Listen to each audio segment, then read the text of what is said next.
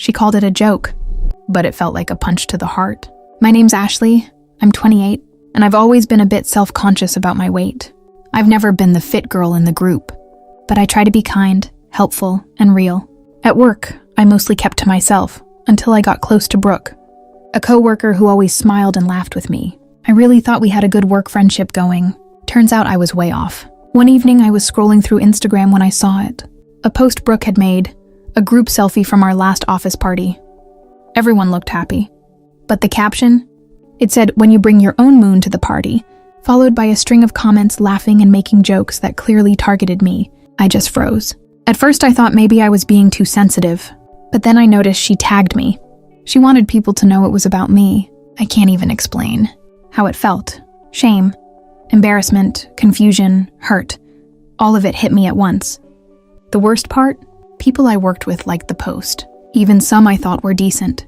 I sat there staring at my screen, heart pounding, wondering why someone would publicly mock me like that. For what? A few likes? That night I didn't sleep. I didn't even eat. I kept replaying the post in my head, feeling every bit of humiliation like it was happening over and over. But I didn't say a word to Brooke. Not yet. I just knew this wasn't the end of the story. Not by a long shot.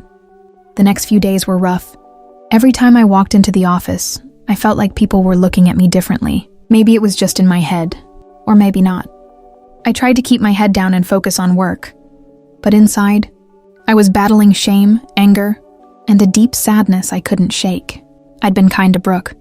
I'd brought her coffee when she was swamped, covered for her when she came in late, even shared stories about my childhood struggles with body image. And this was what I got in return? The betrayal stung even more than the mockery.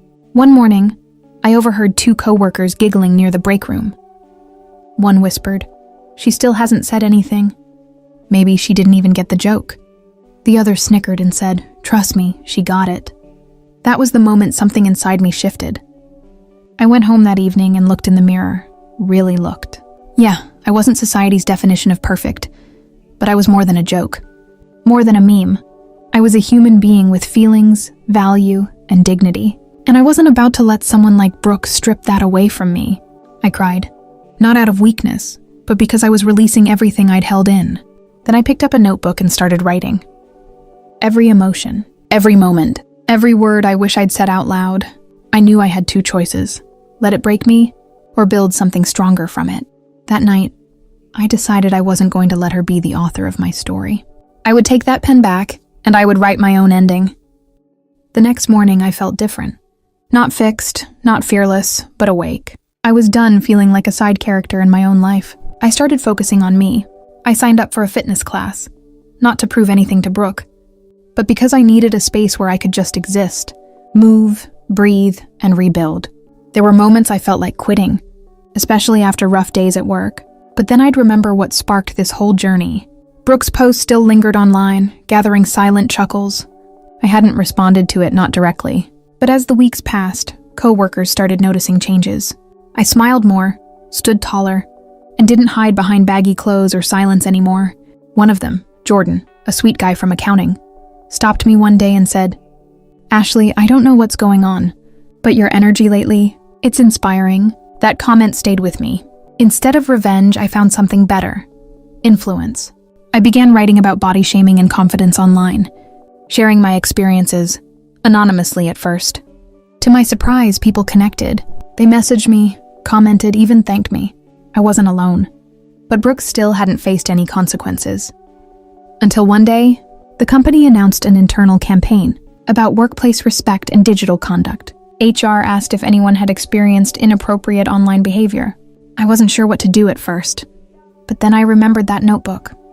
The pain. The choice I made to not let her define me. I took a deep breath and sent an email, not out of revenge, out of truth. After I clicked send, I stared at my screen like the whole office could hear my heart pounding. My message to HR wasn't dramatic or angry. It was calm, factual. I attached screenshots of Brooke's post and shared how it had impacted me, personally and professionally. I didn't ask for punishment. I just wanted them to know the truth. For the next few days, I felt like I was walking on a tightrope. Brooke still smiled at me like nothing had happened, like I was still the easy target. Then it happened. HR called me in. They thanked me for coming forward and told me that after a full review, disciplinary action had been taken. I didn't ask what that meant. I didn't need to know the details. What mattered was that my voice had been heard. That same afternoon, Brooke was called in too. When she came out of that room, her face was pale. Gone was the smug grin. She didn't even look my way. The entire office atmosphere shifted. People whispered, not in a gossipy way, but with an awareness. They knew something had happened, something that mattered. Later that week, the company launched a new digital respect policy, and I was asked anonymously if they could use my experience as part of their internal training. I said yes. For the first time, I felt like I had taken something ugly and turned it into real change. My pain had purpose. My silence had been replaced with strength. But Brooke wasn't done yet. One final twist was coming, and this time I'd be more ready than ever. A few weeks after the dust had settled, something unexpected happened. Our company announced a leadership workshop, and I was invited to co-present on building workplace empathy. HR said my experience, handled with quiet strength, had inspired real change. I was nervous, but I said yes. On the day of the workshop, the room filled quickly. People I barely knew showed up. Even upper management was there. I shared my story, not naming names, but focusing on how subtle. Cruelty can feel just as sharp as anything loud. I talked about dignity, confidence, and how healing doesn't always come from revenge, but from reclaiming your voice. When I finished, the room was silent for a beat. Then came applause. Not polite claps, real appreciation. I looked around and realized I wasn't the girl who got mocked anymore. I was the one who stood tall. That same day, Brooke handed in her resignation. New drama, new final words. She left quietly. I didn't cheer. I didn't gloat. I just exhaled. Later, one of my coworkers, Jamie, stopped me and said, "You gave people like me a little more courage today." That hit me harder than any insult ever could. Looking back, I'm not thankful for what Brooke did, but I'm proud of what I did with it. Months passed, and I stayed committed to the person I was becoming. I kept showing up for myself, not out of spite, but out of self-love. I joined a local hiking group, signed up for a cooking class, and even found joy in journaling each night. My world wasn't centered around proving anything to anyone anymore. It was about peace. Then something unexpected happened. One evening, while volunteering at a women's shelter, a teenage girl named Lacey asked me, "How are you always so confident?" I paused. That question hit deep. I told her the truth, that I hadn't always been. That sometimes people say cruel things and it hurts. But what matters more is what you say to yourself. We talked for hours.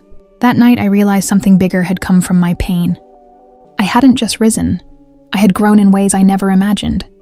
My confidence wasn't tied to my weight, my appearance, or what someone posted online. It came from healing, forgiving, and choosing not to live bitter. Brooke faded into my past. She eventually deleted the post. Maybe it was guilt.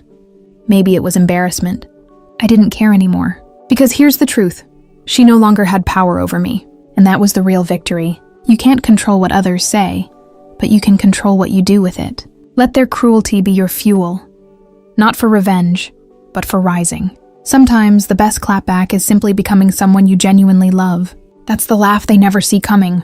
Subscribe for more real-life stories that will move you.